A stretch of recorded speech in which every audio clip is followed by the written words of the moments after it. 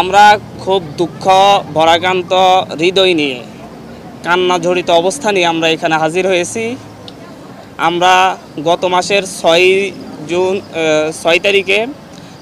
June হাইকোর্টের একটা রায়ের পরিপ্রেক্ষিতে বাংলাদেশের শিক্ষার্থীদের বিরুদ্ধে যে কোটা বৈষম্য চলে আসতেছিল, সেই বৈষম্যের বিরুদ্ধে ছাত্ররা খুবই শান্তিপূর্ণভাবে দীর্ঘ সময় ধরে আন্দোলন করে আসছিলাম। আমরা 30শে জুন পর্যন্ত সরকারকে আলটিমেটাম দিয়েছিলাম যে অতি দ্রুত যেন হাইকোর্টের রায় স্থগিত করে আমাদের দাবিগুলো নিয়ে সরকার বিচার বিভাগের মাধ্যমে হাইকোর্টের রায় স্থগিত করে আমাদের দাবিগুলো নিয়ে আলাপ আলোচনা করে। কিন্তু 30 তারিখ পর্যন্ত সরকারের পক্ষ থেকে কোনো ধরনের আলাপ আলোচনা করা হয় নাই। পরবর্তীতে 1 জুলাই থেকে ছাত্রদেরকে সঙ্গে নিয়ে আমরা শান্তিপূর্ণভাবে 15 তারিখ পর্যন্ত আপনারা দেখেছেন সবচাইতে বাংলাদেশের ইতিহাসে সবচাইতে শান্তিপূর্ণ আন্দোলন করে আসছিলাম। এর মাঝে সরকারের পক্ষ থেকে বিভিন্নভাবে আমাদের সাথে যোগাযোগ করা হয়েছিল, আমাদের দাবি দাওয়া মেনে নেওয়ার আশ্বাস দেওয়া হয়েছিল, বলেছিল আমাদের সাথে সংলাপের ব্যবস্থা করবেন। এমনকি প্রধানমন্ত্রী যেদিন রাতে চীন সফর থেকে ফিরে এসেছিলেন, সেই দিন প্রধানমন্ত্রীর একটি প্রতিনিধি দলের সঙ্গে আমি সহ আরও 2 জন সমন্বয়ক মোট 3 জন মিলে বেইলি রোডের একটি রেস্তোরাঁয় বসে আমরা আলাপ করেছিলাম, তাদের কাছে আমাদের দাবি দাওয়া তুলে ধরেছিলাম।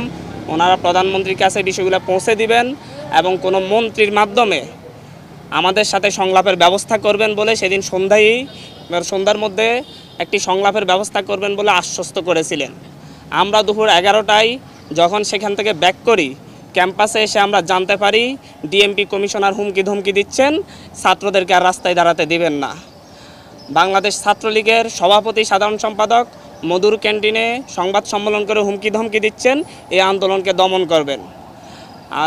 বাংলাদেশ আওয়ামী লীগের সেক্রেটারি জেনারেল এবং সড়ক ও সেতু মন্ত্রী ওবায়দুল কাদের সাহেব বলেছিলেন যে এই আন্দোলন দমন করার দায়িত্ব ছাত্রলীগের। আমি কোট করছি না, উনি এভাবেই কথাটি বলেছিলেন, আপনারা মিডিয়ায় প্রচার করেছিলেন। তারপর থেকে আপনারা দেখেছেন 15 তারিখ 16 তারিখ থেকে সারা দেশের ছাত্রদের উপর যে অমানবিক নির্যাতন চলে আসছে, দমন করার এক হাতিয়ার নিয়ে আসছিল। ঢাকা বিশ্ববিদ্যালয় ক্যাম্পাস সহ সারা দেশের সকল পাবলিক বিশ্ববিদ্যালয়ে এক দানবের মতো লাঠিয়াল বাহিনী, পেটুয়া বাহিনী নেমে এসেছিল। রাতের আঁধারে জাহাঙ্গীরনগর বিশ্ববিদ্যালয়ে বহিরাগতদের দিয়ে অভিযান চালিয়েছিল। বিসির ভাষা ভাঙচুর করে সেখানে ছাত্রদের উপর নির্যাতন চালানো হয়েছিল। অনেক শিক্ষকরাও সেখানে আহত হয়েছিলেন। ঢাকা বিশ্ববিদ্যালয়ে সকালবেলায় দুপুরের দিকে পেটুয়া বাহিনী দিয়ে, টোকাইদের দিয়ে মেয়েদের উপর, নারী শিক্ষার্থীদের উপর, সাধারণ শিক্ষার্থীদের উপর যেভাবে হায়নাদের মতো হামলে পড়েছিল তা সারা জাতি দেখেছে। আর এরপরে কি হলো? এরপরে দেখা গেল এর প্রতিবাদে সারা দেশের মানুষ, সারা দেশের সাধারণ শিক্ষার্থীরা রাস্তায় নেমে এসেছিল। তার উপর চালানো হয়েছে ক্র্যাকডাউন। সেখানে ক্র্যাকডাউন চালিয়ে প্রায় আমরা এখন পর্যন্ত, যেহেতু আমরা অনলাইনের সাথে যুক্ত নই, মিডিয়ার মাধ্যমে যেটা পাচ্ছি সেখানে কোনো মিডিয়ায় বলা হচ্ছে যে 2 শতাধিক, কোনো মিডিয়ায় বলা হচ্ছে 3 শতাধিক। আমরা মনে করি এর চাইতে বেশি সংখ্যক আমাদের ছাত্র ভাইয়েরা খুনের শিকার হয়েছে। তাদেরকে রাস্তায় নির্বিচারে গুলি করে খুন করা হয়েছে। প্রকাশ্যে আপনারা দেখেছেন আমাদের ভাইদেরকে উপর থেকে হেলিকপ্টার দিয়ে গুলি করে হত্যা করা হচ্ছে। এক নির্মম অরাজকতা এই দেশে নেমে আসছে, যার পরিপ্রেক্ষিতে আমাদের ভাইয়েরা 2 দিনের আলটিমেটাম দিয়ে সরকারকে এর বিরুদ্ধে ব্যবস্থা নেওয়ার কথা বলে 2 দিন আলটিমেটাম দিয়ে কর্মসূচি স্থগিত ঘোষণা করেছিল। কিন্তু তারপরও আজকে জগন্নাথ বিশ্ববিদ্যালয়ে গুলি হয়েছে। আমাদের সমন্বয়ক সহ 4 জন ভাইকে খুঁজে পাওয়া যাচ্ছে না। আসিফ মাহমুদ ভাই, আবু বাকের মজুমদার, আব্দুল কাদের এবং রশিদুল ইসলাম রিফাত, এদেরকে খুঁজে পাওয়া যাচ্ছে না। ওদের বাবা মা মর্গে তাদের সন্তানদের খোঁজ নিচ্ছেন, ডিবি অফিসে গিয়ে খোঁজ পাচ্ছেন না। এক থানা থেকে আরেক থানায় তাদেরকে ঘুরপাক খাওয়ানো হচ্ছে। এ কোন স্বাধীন সভ্য রাষ্ট্রে আমরা বসবাস করতেছি? আমরা এই জাতির কাছে প্রশ্ন রাখছি, আমরা প্রধানমন্ত্রীর কাছে প্রশ্ন রাখছি। 71-এ কি 30 লক্ষ শহীদেরা রক্ত দিয়ে আমাদেরকে এরকম একটা রাষ্ট্র উপহার দেওয়ার জন্য রক্ত দিয়েছিলেন?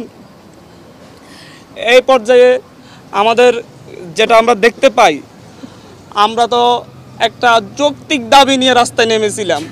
সেই যৌক্তিক দাবির জন্য কেন আমাদের 200 প্রাণ দিতে হবে? এই দেশের রাষ্ট্র ব্যবস্থার কাছে, সরকার ব্যবস্থার কাছে, শাসন ব্যবস্থার কাছে, এই দেশের বিচার বিভাগের কাছে, এই দেশের সংবিধানকে আমরা মাথায় রেখে আমরা প্রশ্ন করতে চাচ্ছি, একটা যৌক্তিক দাবি আদায়ে কেন 200 প্রাণ দেওয়ার পরে কেন সরকারের পক্ষ থেকে সংলাপের আহ্বান করা হবে? তার আগে কেন আহ্বান করা হয় নাই? কেন ছাত্রদের সাথে বসে এটা নিয়ে সমাধান করা হয় নাই? প্রত্যেকটা ক্ষেত্রে দমনের সিদ্ধান্ত কেন নিতে হবে একটি রাষ্ট্রকে? একটি স্বাধীন রাষ্ট্র কেন তারা দমন করবে, তারপরে দমন করতে না পারলে দাবি মেনে নিবে? এরকম সিদ্ধান্ত কাদের মাথা থেকে আসে? আজকে যে স্বরাষ্ট্রমন্ত্রীর আন্ডারের পুলিশ বাহিনী, যে স্বরাষ্ট্রমন্ত্রীর আন্ডারে র্যাব বাহিনী, যে স্বরাষ্ট্রমন্ত্রীর আন্ডারে বিজিবি বাহিনী, যাদের মাধ্যমে আমার ভাইয়েরা খুন হয়েছে, সেই স্বরাষ্ট্রমন্ত্রীর সাথে আমাদেরকে বসার জন্য আহ্বান জানানো হচ্ছে। উনি কি এই যে 200 লাশ পড়েছে এটার জন্য কি উনি অনুতপ্ত?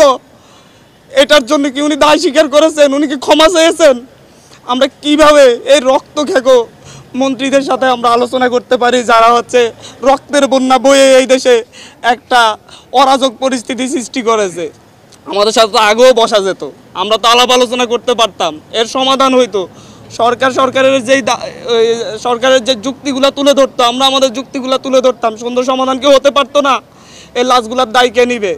আজকে এখানে আপনাদের কাছে দাঁড়িয়েছি অবিলম্বে আমাদের ভাইদের, যাদেরকে গুম করা হয়েছে, যাদের আমরা খোঁজ পাচ্ছি না, তাদের অবিলম্বে সন্ধান দিতে হবে। 24 ঘন্টার মধ্যে সন্ধান না দিলে আমি আমার ভাইদেরকে নিয়ে আমি রাস্তায় শুয়ে থাকবো। আমরা আমাদের ভাইদের খোঁজ না পাওয়া পর্যন্ত প্রয়োজন আমাদেরকেও গুম করে নিয়ে যান। আমরা কেন বাইরে থেকে কান্না করব? আমাদের ভাইরা কি ক্যাম্পাসে, তাদের বাবা মা কি কান্না করতেছে না বাসায় বাসায়? এরকম অরাজক পরিস্থিতি তৈরি করে কেন আমাদের ভাইদেরকে খোঁজ পাওয়া যাবে না? রিফাত রশিদের ভাই, রিফাত রশিদের বাবা পথে পথে কান্না করতেছে, ঘুরতেছে, ধানমন্ডি থানায় গিয়েছে, ধানমন্ডি থানা বলতেছে আমাদের এখানে না, শাহবাগ থানায় গিয়েছে, শাহবাগ থানা বলতেছে আমাদের এখানে না, নিউ মার্কেট থানায় পাঠাচ্ছে, নিউ মার্কেট থানা বলতেছে আমাদের এখানে না। তাহলে কোথায় পাবে রিফাত রশিদকে? আমার একটা জুনিয়র ছোট ভাই, ওকে গুম করে দিতে হবে কেন আপনাদেরকে? রেসিডেন্সিয়ালের একটা 16-17 বছরের ছেলেকে গুলি করে মেরে বেড়া হয়েছে। পুলিশ বাহিনীর সাথে, র্যাবের সাথে, ডিজিএফআই এর সাথে লাঠি নিয়ে, অস্ত্র শস্ত্র নিয়ে সাদা পোশাকে ছাত্রলীগ যুবলীগ কেন হামলা করবে? বাংলাদেশের পুলিশ বাহিনী, বিজিবি এরা কি এতটা অপদার্থ হয়ে গিয়েছে যে আপনাদের সশস্ত্র গুন্ডা বাহিনীকে লাগবে আমাদের ভাইদেরকে নিধন করার জন্য? আমি আজকে সকালে পত্রিকা পড়তেছিলাম, পত্রিকায় দেখলাম যে বিভিন্ন মন্ত্রীরা, ক্ষমতাসীন দলের বিভিন্ন নেতারা হুমকি দিচ্ছেন এরপরও যদি আন্দোলন না থামে ওনারা দমন করবেন। ওনারা ছাত্র আন্দোলন দমন করার চিন্তা করেন। ওনারা ভুলে যাচ্ছেন 1952 সালে দমন করতে গিয়ে পাকিস্তানি হানাদাররা ব্যর্থ হয়েছে, 69-এ ব্যর্থ হয়েছে, 64-তে ব্যর্থ হয়েছে, 66-তে ব্যর্থ হয়েছে। ওনারা কিভাবে সফল হবেন? ওনাদেরকে এখনো বলবো, আমাদের প্রতিটা ক্যাম্পাসে নিরাপত্তা নিশ্চিত করুন, আমাদের ভাইদেরকে ছেড়ে দিন। আমি নিজে আতঙ্কিত। আমি এখানে এসেছি আমার জীবনের মায়া নিয়ে, আশপাশে ডিজিএফআই, ডিবির লোকজন ঘুরে বেড়া করতেছে। আপনাদের এখান থেকে উঠে যাওয়ার পর হয়তো আমারও আর খোঁজ পাওয়া যাবে না। এভাবে একটা সভ্য রাষ্ট্র চলতে পারে না।